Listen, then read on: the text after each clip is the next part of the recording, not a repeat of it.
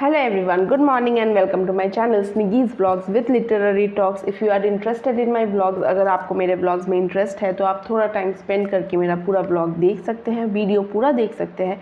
और अगर आपको मेरे vlog में इंटरेस्ट नहीं है और लिटरेरी टॉक्स में इंटरेस्ट है तो काइंडली आप वीडियो को स्किप करके लिटरेरी टॉक्स के पोर्शन को ज़रूर देख सकते हैं। So without any further ado, let's move into my video. A very good morning everyone and welcome back to my channel Sniggy's Vlogs with Literary Talks.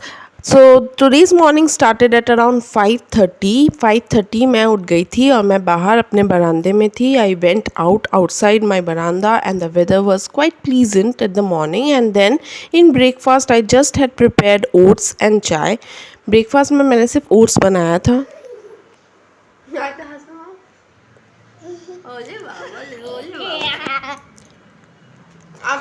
And this was my simple lunch, and after that this lassi which made my day.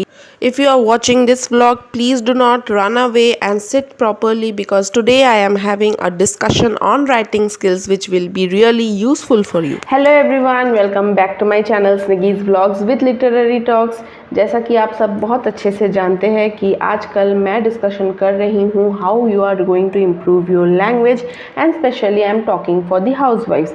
Today I will be taking the topic which is writing skills. As you all know very well that I am discussing on the topic that how we are going to improve our English language and especially for the housewives. On that very topic I have already given videos in which I have told you that you need to improve 3 of your main skills in order to learn the language. और इस topic पे मैंने काफ़ी सारे videos डाले हुए हैं जहाँ पे मैंने बताया है कि आपको किन स्किल्स को इम्प्रूव करना है जिससे कि आप अपना स्पोकन इंग्लिश को आप इम्प्रूव कर सकते हैं. And the 3 skills were reading skills, listening skills and writing skills. और वो 3 स्किल्स कौन से थे? वो थे reading skills, listening skills and writing skills.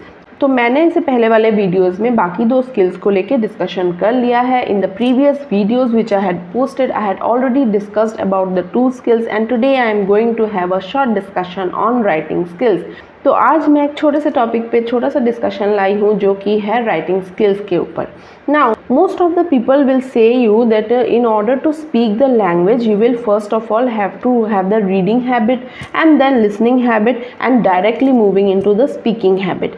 That means अगर आप किसी लैंग्वेज को स्पेशली इंग्लिश लैंग्वेज को अगर आप सीखना चाहते हैं तो आपको रीडिंग हैबिट डेवलप करना चाहिए, आपको लिसनिंग की हैबिट भी डेवलप करना चाहिए और उसके बाद डायरेक्टली आप स्पीकिंग पे आ जाइए. स्पीकिंग के हैबिट को आप डेवलप कीजिए और इसी तरीके से आप अपने स्पोकन को इम्प्रूव कर सकते हैं. But here I have a different opinion from the rest of the people. पर यहाँ पे मेरा ओपिनियन बाकियों के ओपिनियन से बिल्कुल अलग है. Because I focus on writing skills also, because I focus on improving the writing skills also in order to learn the language in a very concrete manner and in a very proper manner. पर मैं यहाँ पे सब लोगों से अलग बात ये बताने वाली हूँ कि आपको राइटिंग स्किल्स पे भी इम्प्रूवमेंट लाना चाहिए, आपको राइटिंग प्रैक्टिस भी करनी चाहिए अगर आप अपने स्पोकन इंग्लिश को इम्प्रूव करना चाहते हैं.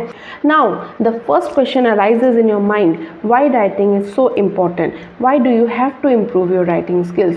तो सबसे पहला प्रश्न जो आपके दिमाग में अभी आ रहा होगा वो यह है कि राइटिंग स्किल्स को इम्प्रूव क्यों करना चाहिए. The answer to this question is that regular practicing of writing and improving your writing skills will definitely help you in making all your learnings concrete and permanent, and you will be able to memorize all the things that you have learned during your journey of learning into your mind.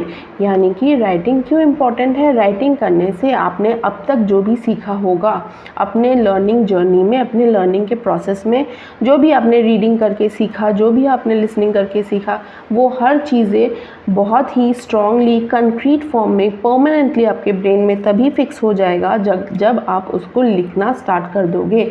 If you are practicing writing skills then whatever you have learned via reading, whatever you have learned via listening will be fixed in your mind forever. So writing skills makes the idea concrete. Let us take an example. Suppose a student, he has an examination and before the examination he has read a whole book. He has just read the book and he had also understood the book, but he has not done any kind of writing practice. and he goes to give the examination. But while he is getting his paper, he will be blank at that point, because whatever he has read, had read it once, whatever he had listened once, but he had not made it concrete by writing it on piece of paper, and therefore he will definitely forget in examination time. Okay तो ये ऐसे होता है, मान लीजिए कि कोई एक स्टूडेंट है और उसको एग्ज़ाम देने जाना है। एग्ज़ाम देने के ठीक एक दिन पहले उसने एक पूरी किताब ख़त्म की है पढ़ के, उसने उसको पढ़ा समझा और उसको उसके टीचर ने भी जो भी नोट्स बताए थे वो उसने सुना, पर वह बिना लिखने की प्रैक्टिस किए हुए चला जाता है एग्ज़ाम देने। तो जब भी उसको एग्ज़ाम का पेपर सामने मिलता है, उसका माइंड ब्लैंक हो जाता है और वो कुछ भी नहीं लिख पाता, क्योंकि अब तक उसने जितना भी पढ़ा था, जो भी उसने सुना था, वो उसके दिमाग में कंक्रीट और परमानेंटली फिक्स नहीं था, वो उसके मेमोरी में कंक्रीट और परमानेंटली फिक्स नहीं था।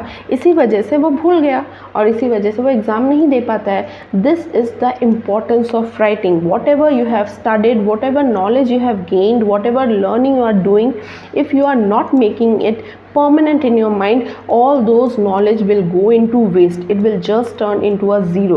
जो भी आपने पढ़ा, जो भी आपने सीखा, अगर आप उसको कंक्रीट नहीं बनाते हो लिख के, तो जितना भी आपने नॉलेज गेन किया होगा वो ज़ीरो हो जाने वाला है, उसका कोई भी इम्पोर्टेंस आपको नहीं मिल पाता। Therefore, it is important to practice writing. Now, the next point I will be discussing is how are you going to practice writing. Now, because I am talking particularly for the housewives, many of you will question me that how housewives are going to get so much amount of time that they will read, they will listen and then they will write. एक housewife को इतना ज़्यादा time मिल जाएगा कि वो reading भी कर लेंगी, लिसनिंग भी कर लेंगी और राइटिंग भी कर लेंगी, इतना टाइम मिलेगा उनको? ऐसा तो हो नहीं सकता। हाउसवाइफ्स will have to work also, then they are not getting proper time for doing the writing practice. Then I have an idea for them. The first thing is that while you are practicing the writing, you will have to focus on vocabulary. That means regularly you will have to take 5 words, write it down, write the meaning and memorize it. Okay, repeatedly. तो हाउसवाइफ्स जो है उनके पास दिन भर में अगर थोड़ा सा टाइम मिल जाए, वो रीडिंग थोड़ा कर ले, उसके बाद वो रीडिंग करने से ही वो जो पॉइंट्स वो निकालती है उसको राइट इट डाउन करे, उसको 1 बार 2 बार 3 बार लिखे। She will have to take out the points from the reading she is doing of the paragraphs and then she will write it at least twice और thrice and memorize it. By this way her vocabulary will be very strong. Reading skills, listening skills, writing skills and speaking skills all are interconnected with each other.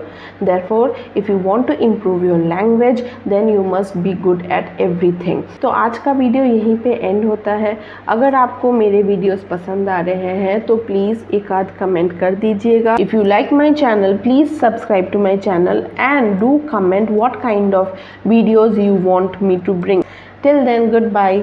See you regularly at 8 o'clock in the morning.